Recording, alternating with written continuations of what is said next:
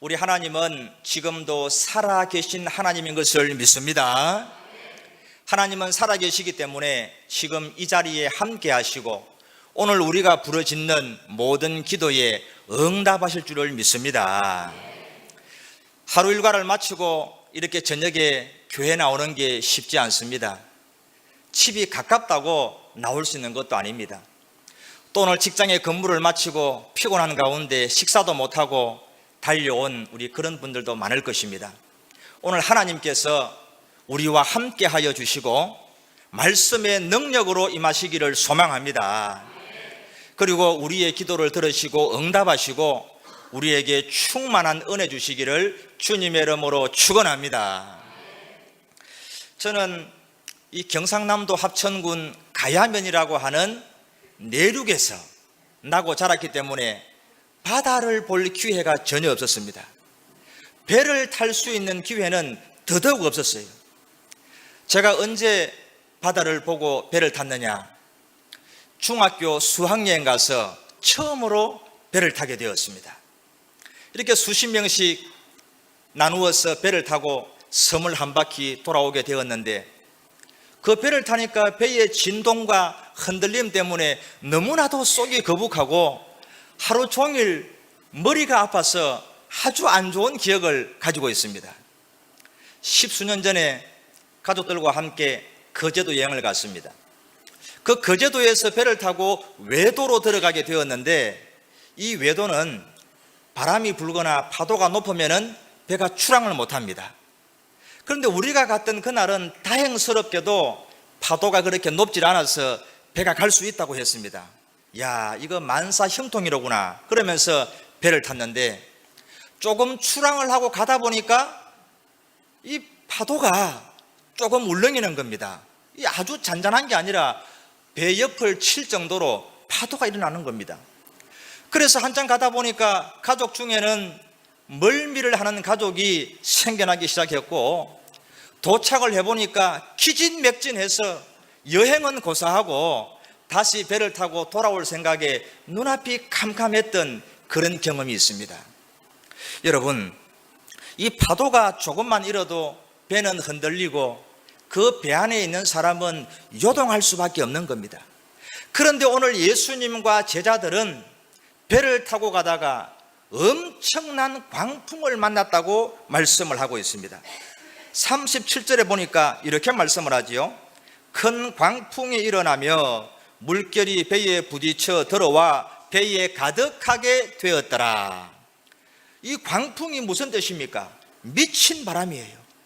파도가 미친 듯이 치고 물결이 일어나서 그 배에 가득하게 물이 들어왔다. 배가 침몰할 지경이 되었다는 것입니다. 이 큰 광풍, 이것은 메갈레 마네무라고 하는 것인데 이 메갈레가 무슨 뜻이냐 하면은 거대한 것을 의미하는 메가톤의 어원입니다. 그러니까 지금 예수님이 타고 가는 이 배에 거대한 메가톤급 광풍이 불어왔다고 말씀을 하고 있는 것입니다. 제자들은 갈릴리 바다에서 노를 많이 저어 보았지만은 그들의 경험으로는 어찌할 수 없는 엄청난 광풍을 만났던 것입니다. 이럴 때 그들은 아무것도 할 수가 없고 속수무책으로 우리가 죽게 되었나이다 아우성을 치면서 두려움에 벌벌 떨 수밖에 없다는 것입니다. 그런데 여러분, 우리가 오늘 이 말씀을 바라보면서 한 가지 의문이 듭니다. 오늘 예수님을 따르는 제자들에게 이런 광풍이 불어오는 것이 과연 합당한 일인가? 오늘 제자들이 어떻게 살아왔는가? 그 앞부분을 쭉 읽어보면은 온종일토록 예수님과 함께 복음을 전했습니다. 예수님과 함께 하루 종일 복음을 전하고 선교하고 주님과 함께 그런 삶을 살았다는 것이죠. 오늘 우리로 말할 것 같으면 하나님 앞에 헌신하고 전도하는 그런 성도의 삶을 살았다는 것입니다. 뿐만 아니라 오늘 이 하루가 저물은 저녁에 예수님의 말씀에 순종해서 이 항해를 시작하게 되었다는 것입니다. 여러분 35절 말씀을 우리 같이 한번 읽어보겠습니다. 35절. 그날 저물 때에 제자들에게 이르시되 우리가 저편으로 건너가자 하시니. 이 항해를 지시한 분이 누구십니까? 예수님입니다. 예수님께서 제자들에게 우리가 저편으로 건너가자, 주님의 지시에 순종해서, 그 말씀에 순종해서 이 배를 타게 되었는데 그들은 광풍을 만나게 되었다는 것입니다. 여러분, 오늘 우리가 분명하게 기억해야 될 한 가지 사실이 뭐냐? 주님을 따르는 자들에게도 풍랑이 몰려온다는 것을 기억하시기 바랍니다. 예수님을 따르고 주님과 함께 믿음으로 살아가는 성도에게도 풍랑은 불어올 수밖에 없다는 것입니다. 심지어 오늘 이 배 안에 예수님께서 함께 계셨음에도 풍랑은 일어났습니다. 예수님이 그들과 함께 있는데도 불구하고 그 배에도 광풍이 불어오고 풍랑이 덮쳤다는 사실입니다. 여러분, 예수님을 믿으면 복을 받는 것은 분명한 진리지만은 그 복이 어떤 복인지 우리가 분명히 알아야 되는 것입니다.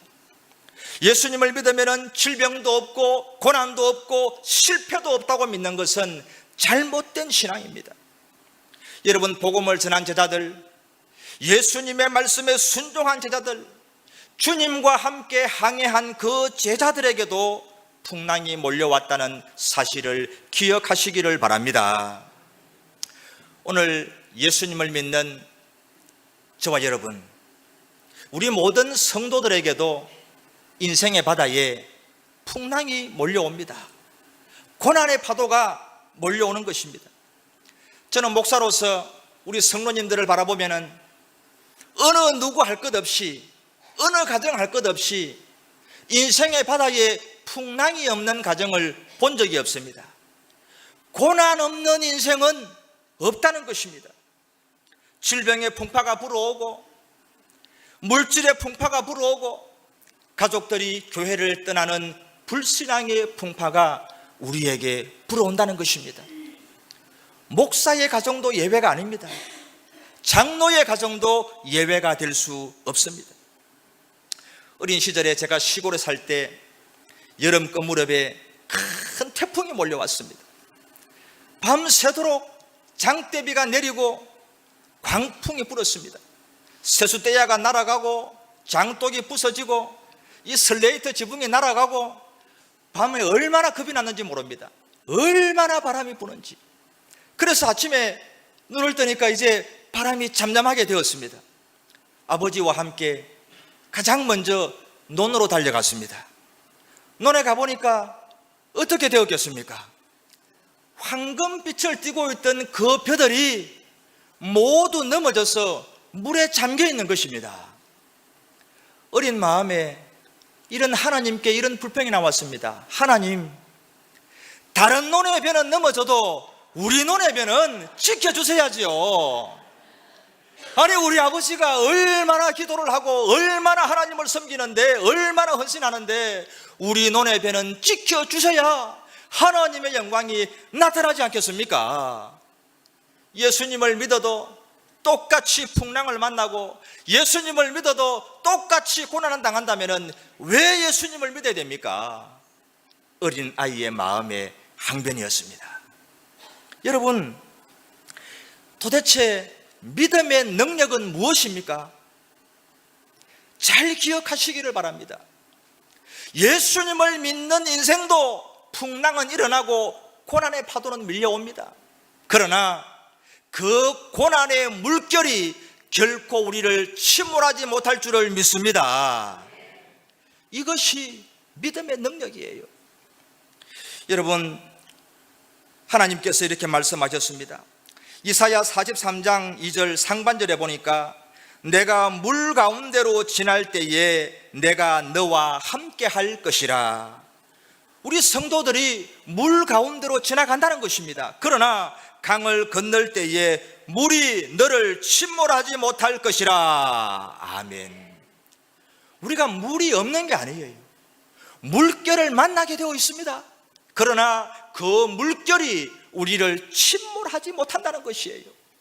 이스라엘 백성이 출애굽에서 광야를 걸어갈 때에 홍해를 만났습니다. 이 홍해의 물결 앞에 피할 데가 있습니까? 꼼짝없이 홍해에 침몰하게 되었습니다. 물결을 만났습니다. 그러나 하나님께서 능력으로 바닷물을 가르시고 그 물을 벽으로 세워서 그들은 침몰하지 아니하고 바닷길을 걷는 줄을 믿습니다. 여러분, 이것이 믿음의 능력이라는 겁니다. 우리 인생 가운데 불같은 시련이 다가올 때 여러분 두려워하지 마시기 바랍니다. 우리의 믿음의 삶 가운데 불같은 시험, 불같은 시련이 반드시 다가옵니다. 그러나 하나님께서는 그 이사야 43장 2절 하반절에 이렇게 말씀합니다.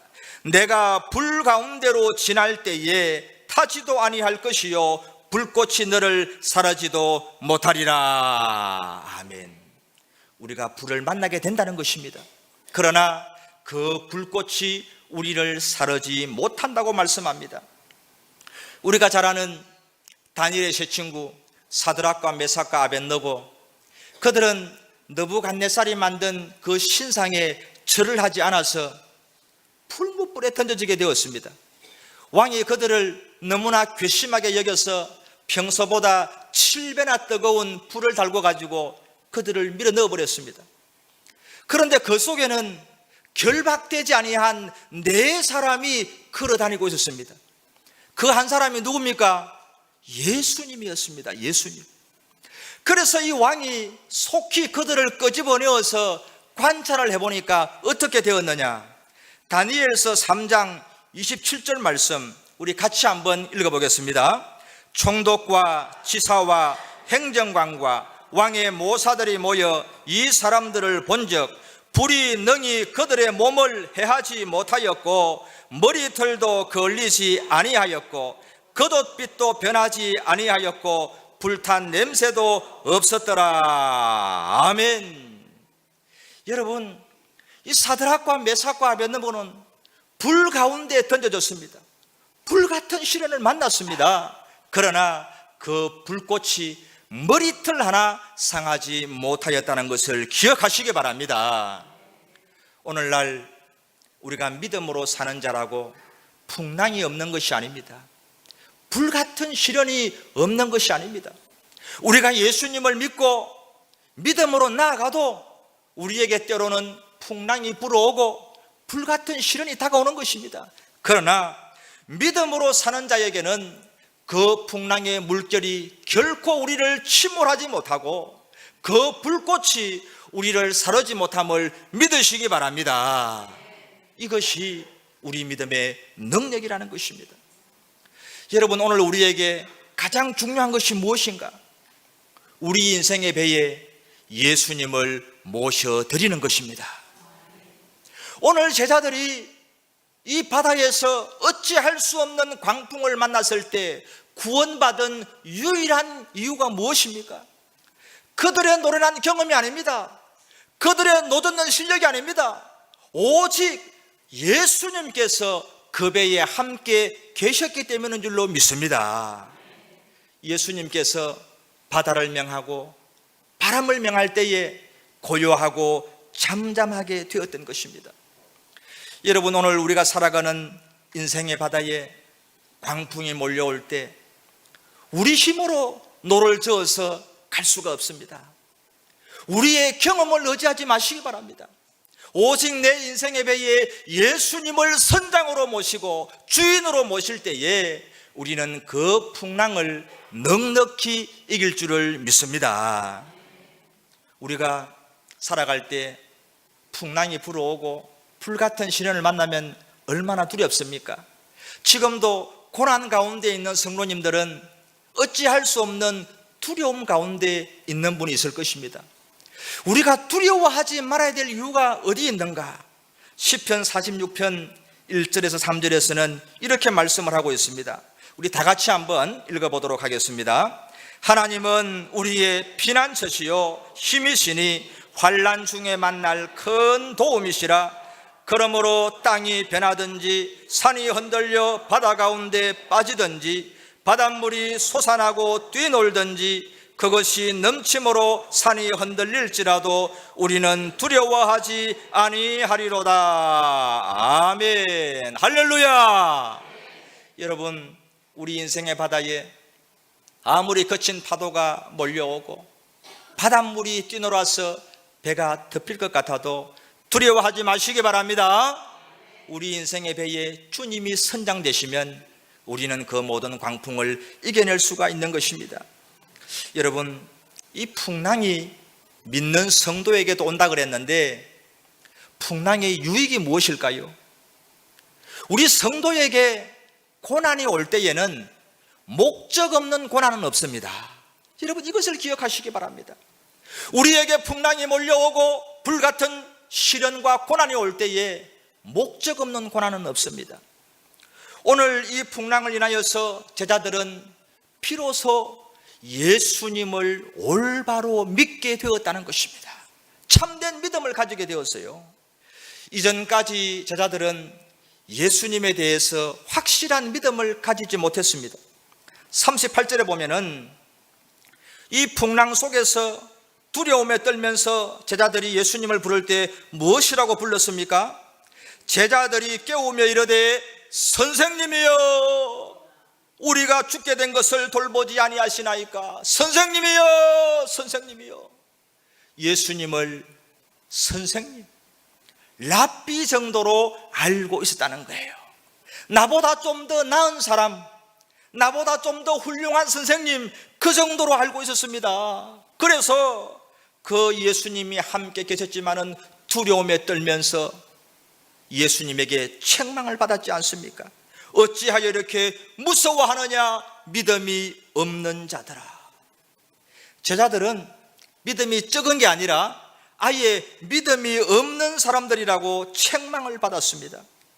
이 제자들은 오늘 이 풍랑의 고난을 겪고 나서 예수님이 하나님의 아들이심을 확실하게 믿게 되었다는 것입니다. 할렐루야.